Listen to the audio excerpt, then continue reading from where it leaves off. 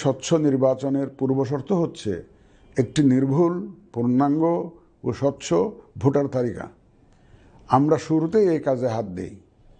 গত এক বছরে নতুন ভোটার অন্তর্ভুক্তির পাশাপাশি ভোট বিমুখ এবং বাদ পড়া প্রায় ৪৫ লক্ষ ভোটারকে তালিকায় অন্তর্ভুক্ত করা হয়েছে এবং ২১ লক্ষাধিক মৃত ভোটারকে তালিকা থেকে বাদ দেওয়া হয়েছে। নারী ভোটারদের যথাযথ অন্তর্ভুক্তির অভাবে পুরুষের সাথে নারী ভোটারের ব্যবধান বেড়ে প্রায় ২৯ লক্ষে গিয়ে দাঁড়ায়। বাদ পড়া নারী ভোটারদের মাঝে সচেতনতা সৃষ্টির মাধ্যমে সেই ব্যবধান উল্লেখযোগ্যভাবে কমিয়ে আনা হয়েছে। আইন সংশোধন করে ভোটার হওয়ার যোগ্যতার তারিখ প্রতি বছর ১ জানুয়ারির পরিবর্তে কমিশন কর্তৃক নির্ধারিত দিনে নির্ধারণ করা হয়েছে। এর ফলে ৩১ অক্টোবর ২০২৫ পর্যন্ত যোগ্য তরুণ ভোটারগণ ভোট দিতে পারছেন। গত ১৮ নভেম্বর প্রকাশিত তালিকা অনুযায়ী বর্তমানে দেশে ভোটারের সংখ্যা দাঁড়িয়েছে ১২,৭৬,৯৫,১৮৩ জনে। এর মধ্যে পুরুষ ভোটারের সংখ্যা ৬,৪৮,১৪,৯০৭ জন এবং নারী ভোটারের সংখ্যা ৬,২৮,৭৯,০৪২ জন। গত এক বছরে নির্বাচন কমিশনের সক্ষমতা বৃদ্ধির পাশাপাশি সংশ্লিষ্ট সকলের জবাবদিহিতা বাড়াতে আমরা বহুবিধ আইনি ও কাঠামোগত সংস্কার সম্পন্ন করেছি। গণপ্রতিনিধিত্ব আদেশ এবং রাজনৈতিক দল ও প্রার্থীদের আচরণবিধিতে যথাযথ পরিবর্তন, সংশোধন ও পরিমার্জন করা হয়েছে।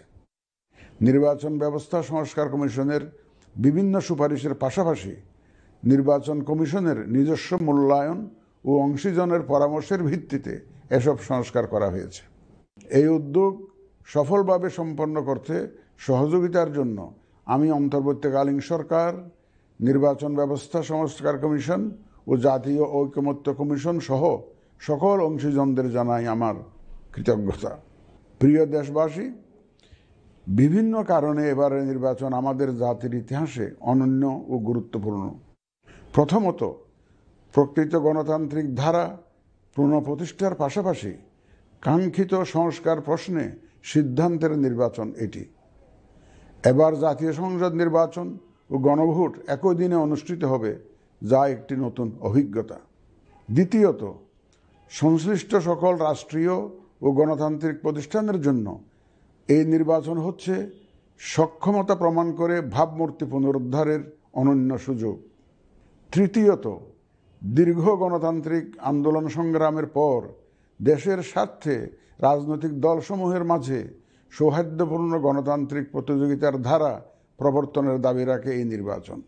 চতুর্থত, প্রায় অকার্যকর পোস্টাল ভোট ব্যবস্থাকে পরিমার্জন করে এই নির্বাচনে একটি কার্যকরী রূপ দেয়া হচ্ছে। বিশেষ করে বাংলাদেশের অন্যতম চালিকা শক্তি আমাদের রেমিটেন্স যোদ্ধা তথা প্রবাসী বাংলাদেশি ভোটারদের প্রথমবারের মতো ভোটের আওতায় আনা হচ্ছে।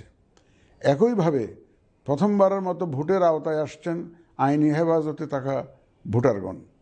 এছাড়াও নিজ নির্বাচনী এলাকার বাইরে কর্মরত সরকারি কর্মচারী এবং নির্বাচন অনুষ্ঠানের সাথে সম্পৃক্ত ব্যক্তিগণ পোস্টাল ব্যালটের মাধ্যমে এবার ভোট দিবেন। প্রিয় ভোটারবৃন্দ, ভোট আপনার শুধু নাগরিক অধিকারই নয়, বরং পবিত্র আমানত ও দায়িত্ব। এই দায়িত্ব সচেতনভাবে আপনারা পালন করবেন, এ আমার বিশ্বাস।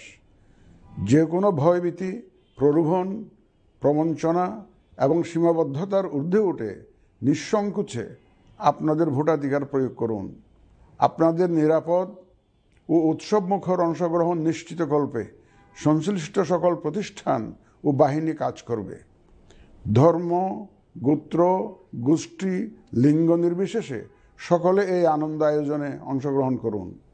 পরিবারের প্রতিবন্ধী, বয়স্ক ও সন্তান সম্ভবা মা সহ সকলকে নিয়ে ভোট দিতে আসুন। আমি আশা করি আপনাদের স্বতঃস্ফূর্ত অংশগ্রহণের মাধ্যমে ভোটের অনুষ্ঠান উৎসবে রূপ নেবে। প্রবাসে বসবাসরত প্রিয় ভোটারগণ, প্রবাস থেকে ভোটদানের জন্য নিবন্ধন কার্যক্রম গত 18 নভেম্বর থেকে চলমান আছে। আগামী 25 ডিসেম্বর পর্যন্ত পোস্টাল ভোট বিডি অ্যাপের মাধ্যমে পৃথিবীর যে কোনো স্থান থেকে ভোটদানের জন্য আপনারা নিবন্ধন করতে পারবেন। আপনারা এই সুযোগ গ্রহণ করে ভোটে অংশ নিন, দেশ গঠনে আপনাদের অধিকার বুঝে নিন। প্রবাসী ভোটারগণ ছাড়াও দেশের ভিতরের 3 ধরনের ভোটার পোস্টাল ব্যালটে ভোট দিতে পারবেন, যা ইতিমধ্যে উল্লেখ করেছি। প্রবাসী ভোটারগণের পাশাপাশি এই 3 ধরনের ভোটারগণ আগামীকাল থেকে শুরু করে আগামী 25শে ডিসেম্বর 2025 পর্যন্ত পোস্টাল ভোট বিডি অ্যাপের মাধ্যমে এবং নির্ধারিত পদ্ধতিতে পোস্টাল ভোটের জন্য নিবন্ধন করতে পারবেন। ব্যক্তি ভোটার ও প্রতিষ্ঠানসমূহের প্রতি আমার আহ্বান, আসুন আমরা আমাদের ভোটাধিকার নিশ্চিত করি এবং ভোটে অংশ নেই। প্রিয় দেশবাসী, বর্তমান সময়ে সামাজিক যোগাযোগ মাধ্যমে বিভিন্ন বিভ্রান্তিমূলক তথ্য ছড়ানো হয়ে থাকে। বিশেষ করে কৃত্রিম বুদ্ধিমত্তা ব্যবহার করে অসত্য তথ্য ও অপতথ্যের বিস্তার দিনকে দিন বেড়ে চলেছে। প্রতিপক্ষ দল ও প্রার্থীকে হেয় করার পাশাপাশি নারীদের প্রতি বিদ্বেষমূলক প্রচারণা আমাদের ঐতিহ্যকে ক্ষুণ্ণ করে এবং নির্বাচনকে কলুষিত করে। দেশের প্রচলিত আইন অনুযায়ী এসব রোধে প্রয়োজনীয় ব্যবস্থা গ্রহণ করা হবে। আপনাদের প্রতি আমার বিশেষ অনুরোধ, অসত্য এবং অসৎ উদ্দেশ্যে প্রচারিত কোনো তথ্যে কান দিবেন না, গ্রহণ করবেন না। মনে রাখবেন, অসত্য তথ্য শেয়ার করাও শাস্তিযোগ্য অপরাধ।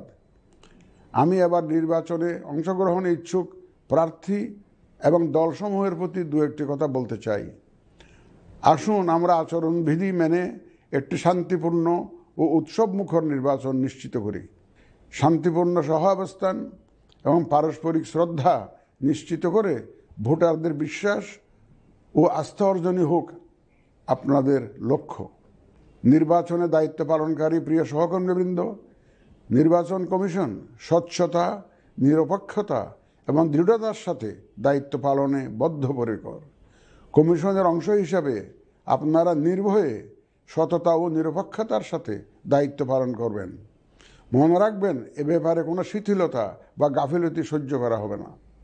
একটি সুন্দর ও গ্রহণযোগ্য নির্বাচন অনুষ্ঠানে সংবাদ মাধ্যম ও পর্যবেক্ষক সংস্থার সহকর্মীদের ভূমিকা অপরিসীম। আপনারা স্বাধীনভাবে সর্বোচ্চ পেশাদারিত্ব, নিরপেক্ষতা ও বস্তুনিষ্ঠতার সাথে আপনাদের দায়িত্ব পালন করবেন, এটিই আমাদের প্রত্যাশা। প্রিয় দেশবাসী, আমি এই পর্যায়ে নির্বাচনী তফসিল তথা নির্বাচন সংক্রান্ত সময়সূচি ঘোষণা করছি।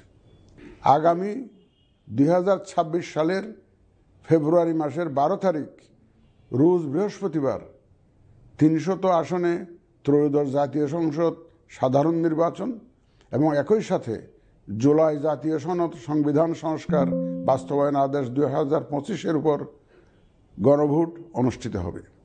ত্রয়োদশ জাতীয় সংসদ নির্বাচনের জন্য মনোনয়নপত্র দাখিলের শেষ তারিখ আগামী 29শে ডিসেম্বর 2025 রোজ সোমবার। মনোনয়নপত্র বাছাই হবে আগামী 30শে ডিসেম্বর 2025 রোজ মঙ্গলবার হতে 4 জানুয়ারি 2026 রোজ রবিবার পর্যন্ত। রিটার্নিং অফিসারের আদেশের বিরুদ্ধে কমিশনে আপিল দায়েরের শেষ তারিখ 11 জানুয়ারি 2026 রোজ রবিবার। কমিশনে দায়েরকৃত আপিল নিষ্পত্তির তারিখ 12 জানুয়ারি 2026 রোজ সোমবার থেকে 18 জানুয়ারি 2026 রোজ রবিবার পর্যন্ত। প্রার্থিতা প্রত্যাহারের শেষ তারিখ 20 জানুয়ারি 2026 রোজ মঙ্গলবার। রিটার্নিং অফিসার কর্তৃক চূড়ান্ত প্রার্থী তালিকা প্রকাশ ও প্রতীক বরাদ্দ 21 জানুয়ারি 2026 তারিখ রোজ বুধবার। নির্বাচনী প্রচারণা চলবে 22 জানুয়ারি 2026 রোজ বৃহস্পতিবার হতে ভোট গ্রহণ শুরুর 48 ঘন্টা আগ পর্যন্ত তথা আগামী 10 ফেব্রুয়ারি 2026 রোজ মঙ্গলবার সকাল 7:30 পর্যন্ত। ভোট গ্রহণ হবে 2026 সালের ফেব্রুয়ারি মাসের 12 তারিখ রোজ বৃহস্পতিবার।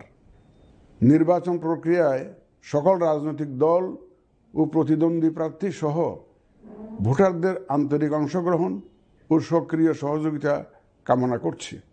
সকলের প্রতি আমার আহ্বান, আসন্ন ত্রয়োদশ জাতীয় সংসদ নির্বাচন ও গণভোট সফল করে আমাদের গণতান্ত্রিক অগ্রযাত্রায় ঐতিহাসিক ভূমিকা রাখুন। মহান আল্লাহ আমাদের সহায় হন।